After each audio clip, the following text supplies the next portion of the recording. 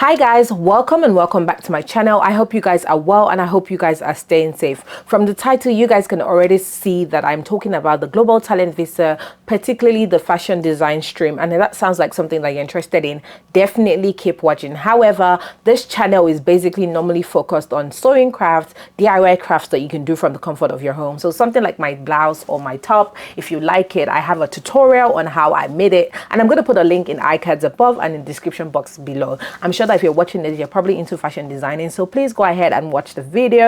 And like I said, please go ahead and subscribe. From time to time I do live videos like this, and I also talk about fashion business as a whole, and sometimes I leave like things about my traveling. Okay guys, I don't want to ramble too much because this video is basically about the Global Talent Visa, and if that sounds like it's something you're interested in, definitely keep watching. Okay guys, welcome back. So the first thing I want to say is to all the people who are here, who are watching this, number one, don't limit yourself. There's so many visa types in the UK. There is the skilled worker visa. So that's the one where a job sponsors you for, I think, about 5 years it usually is. I'm not too sure. Don't quote me. There's also the scale up visa. And that one, I think that you only have to be in the organization for 6 months. But I feel like because it's only about 6 months, it might be hard to get an organization that it's like that is willing to. But there's the scale up visa. Look at it. There's the startup visa. There is the innovator visa.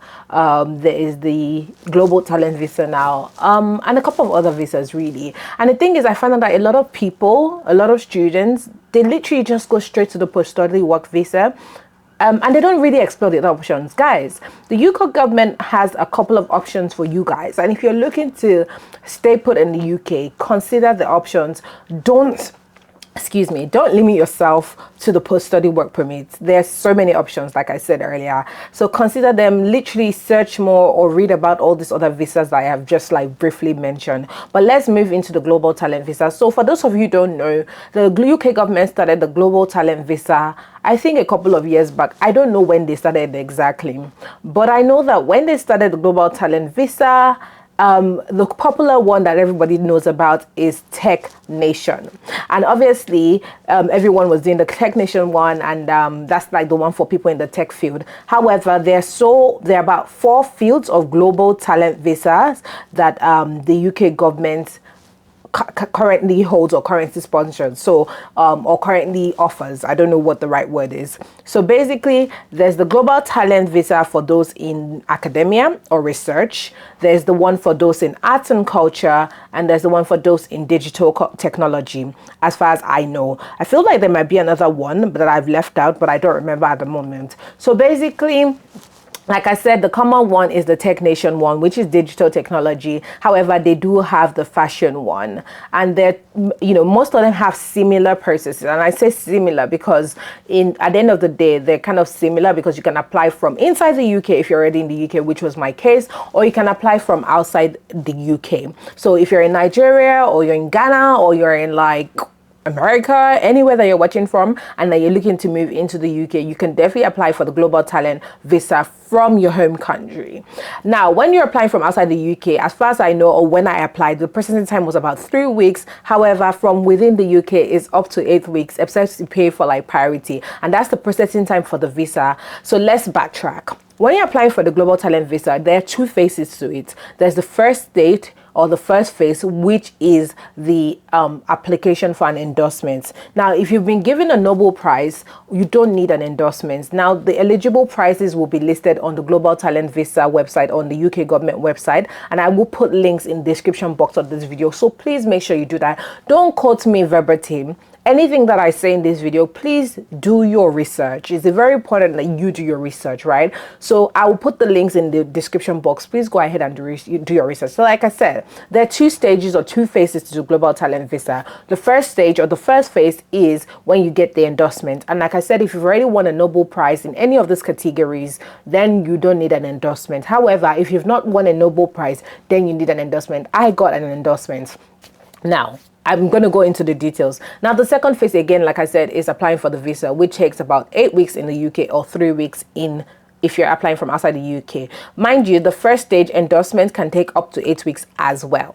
So we're clear. So in terms of timeline, if you look like the maximum duration based on what the UK government has said, 8 weeks for endorsement and 8 weeks for the application of the visa. So it's a total of 16 weeks and a total of 4 months if my math is correct. And my math is correct. So yes. So you're looking at about 4 months for your timeline from your submission to you're getting, a yes. However, it could be faster, it could be slower, whatever that is. That's kind of like an estimate timeline.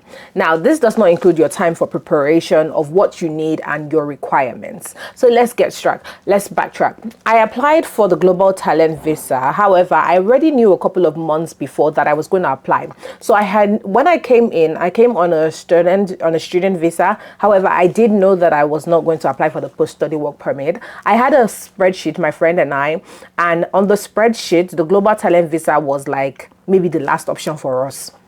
So I knew I was going to apply. So basically, and my business that I have, for many of you that I had a business in Nigeria, right? And my business was specializing in robes, and I also had like my YouTube channel. But my robes making, I used to teach people how to and I also used to teach sewing. So my business had 3 parts. I had the parts where I was making robes, wholesale, normal bespoke robes. Then also I had the part of my business where I was training people to learn how to sew. I trained a couple of my students, and I'm sure one of them is watching now. Shout out to you, Cami, and then Dami and a couple of people. And then after training as well, I also had like my YouTube channel. So those were like my 3 parts of my business. And yes, it was not YouTube was not a business initially, but then it is a business now. So that's that. And because my father is a lawyer, I have a really good practice of documenting. So I always document stuff. So if you've not been documenting, this is where it's important. You need to document. So when I knew that I was going to apply for the Global Talent Visa, one of the things that I did was that I started getting all my documents. Now, when you're going to apply, you need 3 letters of endorsement, one of which must be from someone in the UK in your industry. So again, I was applying in the fashion industry, so I needed to get a letter of endorsement from someone in the fashion industry in the UK, and then 2 other letters. It could be from any other place, it could be from Nigeria, it could be from the UK, and it has to be from your industry. Now, these letters must say how the person knows you, your relationship with them, why you will benefit from being in the UK, and obviously just recommend you, basically just highlight your achievements. So I recommend when you're doing this that you get a letter from someone that genuinely knows you. I feel like it helps your case. Don't just get a letter from somewhere random. Get a letter from someone who genuinely knows you. So I got a letter from 2 people here in the UK, one of who I have worked with. He's my mentor. He's amazing. He was willing to give me a letter. He's Nigerian, but he's also British Nigerian, so he's really well known here. And in his letter, he introduced himself, talked about how long he's been in business, his achievements, and how he knows me and how long we've been in contact. And on the other side of the letter, I attached evidence, which was a screenshot of a picture and conversation of me and him, and showing that I had helped him on a couple of shows that he had in England. Right, that's evidence. That was my letter 1. Now, my second letter from the UK was from someone who I'd worked with. I admire her. She's amazing. I mean, a lot of you know her, but I'm not going to put her on the spot. I mentioned her name.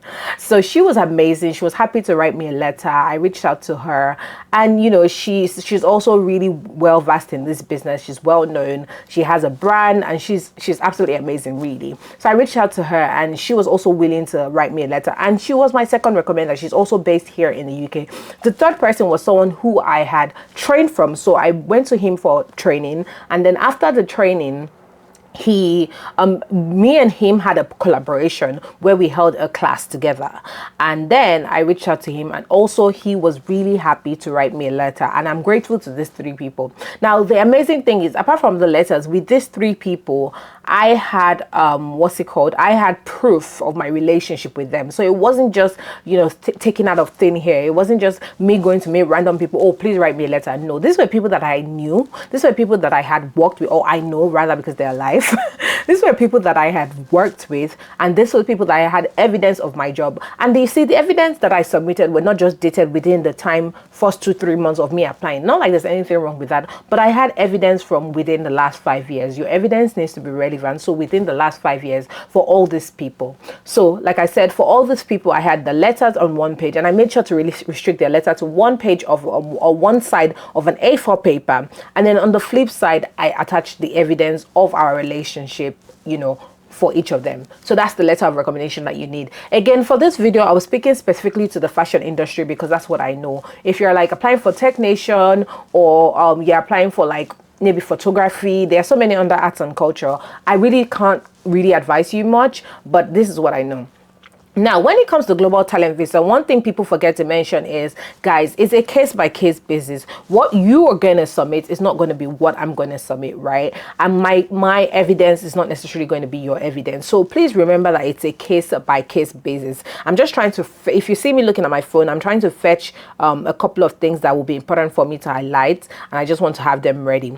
Now, when you're applying under fashion designing, there are two aspects. In fact, not just fashion designing, under any of the global talent categories, there are two categories or two broad classifications. There is the exceptional talent and there's the exceptional promise.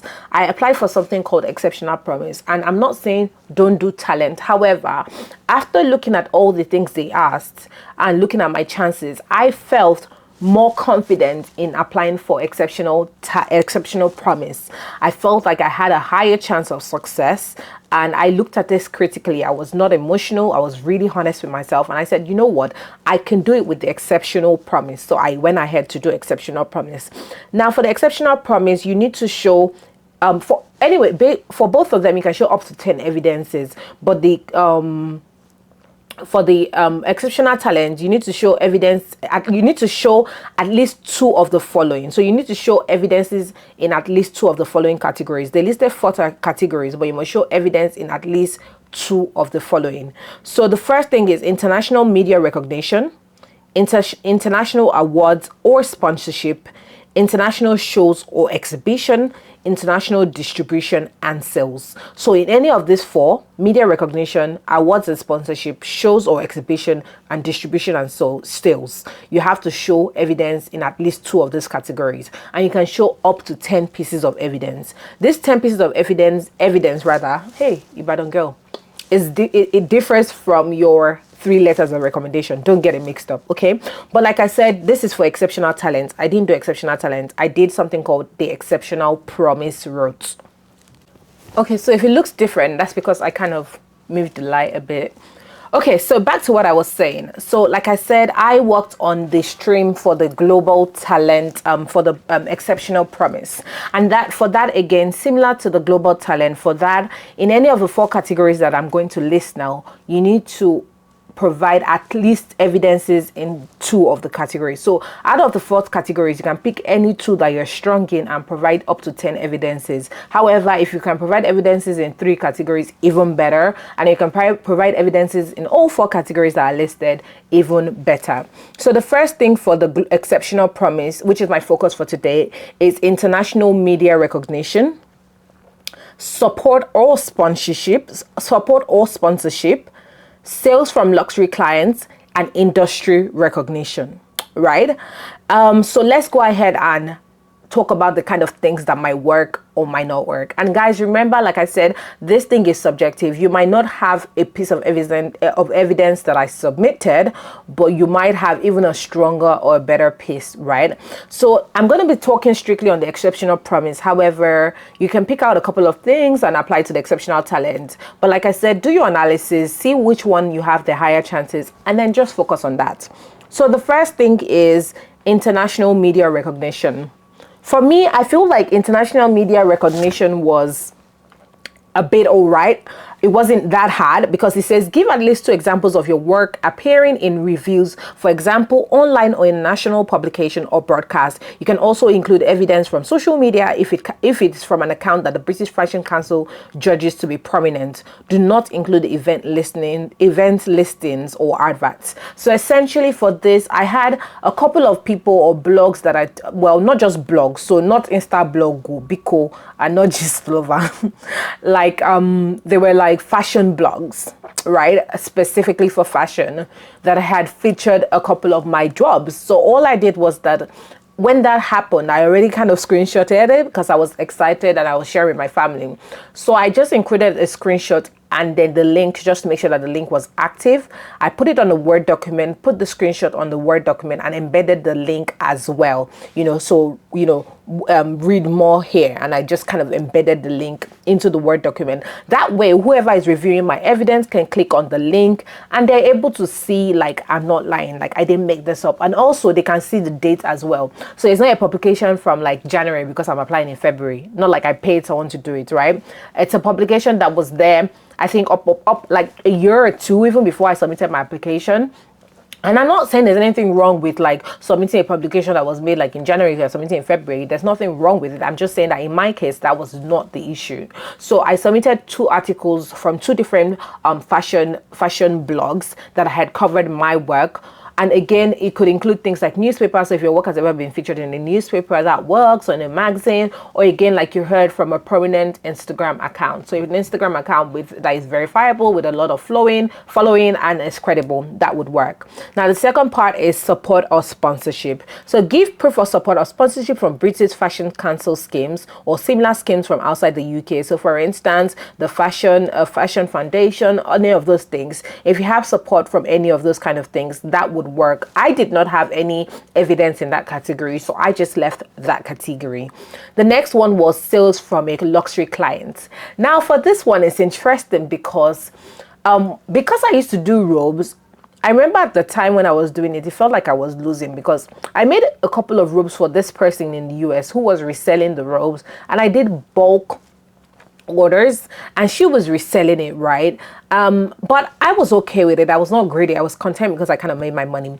Anyway, bottom line, that was like my evidence for luxury sales for luxury clients, because again, she had a brand in the US that was really big, a lot bigger than my brand, and she was reselling the robes that I made for her. So I had proof of our conversation, and she ordered bulk. So when she was ordering, she wasn't ordering 10 pieces or 20 pieces. She was ordering like 100 pieces, 150 pieces, and I was shipping to her in the US. So I submitted for that. Again, for each evidence that you submit, you can only submit one A4 paper, front and back, right? So for this one, I submitted a conversation email when she was placing the order. The second sheet I submitted her payment receipt that I sent to her from my brand to her. So again, like I said, I always keep my records. So I had all of that. Then on the second evidence, I used 2 evidence for that particular thing. On the second evidence, I submitted proof of my DHL way bill, and then second thing, another email for confirming that she received the goods. So, but even though it was 2 pieces, all in all, that was for 1, right? So the second thing I also did was I had another order from somebody in the US who had ordered about 50 robes. I also did the exact same thing. So already that's 4 pieces of evidence gone. And then remember the first 2 that I used for the articles that I embedded the link, that's 6 pieces of evidence gone. So I was left with only 4 pieces of evidence to show. Now the next one is industry recognition. Give proof that your graduating collection was recognized by the British Fashion Council judge to be leading industry player. This can include fashion brands, fashion designers, brands, retailers. Now again, the approach that I used to apply for this visa was not from a fashion designer per se. It was more from a fashion tutor. It was from a fashion tutelage kind of approach. So I'm really grateful because, you know, I have a bit of a brand partnership. I work together, and I say this carefully. I work together with the amazing people at Janome, and that's because our partnership is so interesting because we provide value to each other. I feel like they are such an amazing brand to work with. When I was looking for like brands to work with in the sewing industry, I had a couple of offers, and I reached out to the brands. Like I said, a couple of ages ago, I reached out to brands, but you see, I got a couple of yeses, but I was looking for something that was a bit more like a partnership, not just, you know, one-off thing. And I think that with Janome, I found that the amazing people at Janome, they're really good. Deborah, she's amazing, and you know, that really helped my application because I already had that relationship with Janome, and obviously I kind of showed proof of that, and that was industry recognition. Also, I had another I had another evidence of a brand that I worked with in the US, and their fashion brand, and they had also kind of recognized me and reached out to me for a collaboration, and that works for me as my brand recognition. Now there's so many ways that you can flip this thing. There's so many things that you can provide. I always say to people, it's based on how you are able to translate what they're asking for. So again, if we go over the things they ask for exceptional promise, they ask for evidence of international media recognition. Like I said, if you have any of your works that has been featured, if you maybe displayed your collection at a fashion show, or if you're like me and you don't even do fashion shows, but you have like your work that has been featured, that counts really well. Make sure you're documenting all these things. Take a picture, take a screenshot, save it as PDF, keep it. You need that. Again, support and sponsorship. I had nothing in that field, but go ahead and read the details. You might have something that is really useful and it will come in handy for you. The next thing, like I said, was sales from luxury clients. And again, in this case, for me, it helped me because I had some clients in the US that I had delivered to, and they ordered bulk and they were reselling, and they were quite known-ish brands, so that worked. You can also use like bulk customer orders, guys. You can try it. Use your bulk customer orders and just submit that. I think that is worth it if you do it. And also, like I said, industry recognition. So if you have collaborations with other brands, that will count as industry recognition. I'm really cautious about keeping this video too long. If you want me to go on an Instagram on a YouTube live and answer some of the questions that you might have, let me know in the comment section. We'll pick a date, you guys can vote, and then we can kind of just do like a gist and thing, and then you guys can ask me questions and I will answer on the live. But like I said, guys, give it a go. Don't be discouraged. A lot of people discourage you, but like I said, the things that look really hard, they're not that hard. You only need to dissect, okay, what can I submit for this? Do you have large orders? Have you done 100 pieces of something, 50 pieces of something, 50, 30? They're large orders. Submit it. Make sure you keep it. Keep your receipts. Keep proof that you deliver to customers outside Nigeria. Keep proof that you have international reach. If people have invited you to do something, you know, or give like or if you've been featured in an article, keep it. It works. If you have like an interview where you've talked about your work or your brand, embed the link, right? Write something short, embed the link. That is proof, right? That is proof. All right, guys, we come to the end of this video. I hope it was worth your while. I hope you enjoyed it, and I hope you learned something. If you do apply for a global talent visa after doing this and you actually get it, please share your success story with me. I will be so happy. And like I said, if you guys want me to do the live, let me know. Thank you for watching, and I'll catch you guys later. Bye.